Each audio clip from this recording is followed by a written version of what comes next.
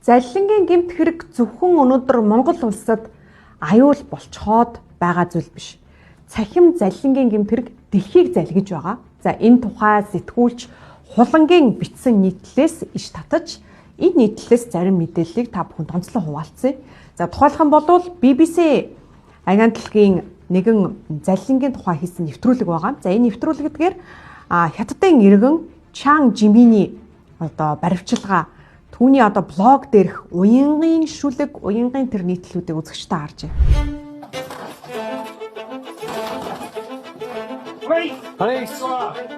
Caught in bed, the Chinese woman at the center of the UK's biggest ever cryptocurrency seizure.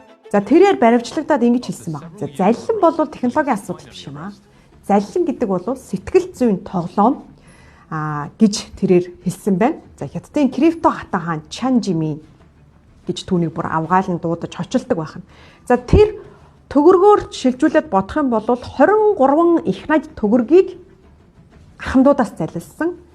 Гэхдээ тэд ахмадуудыг ерөөсөө айлгаагүй шүлгээр уянгалуулсан, хайр халамжаар дутагдсан хүмүүсийн сэтгэл дээр тоглосон гэсэн. 23 их найд гэдэг бол Монгол улсын жилийн улсын төсвөөс ч их хэмжээний мөнгийг хятад хадагтай Англи улсад ажиллаж амьдраад дэлхийд даяар тархсан хятадууд залилж исэн гэсэн.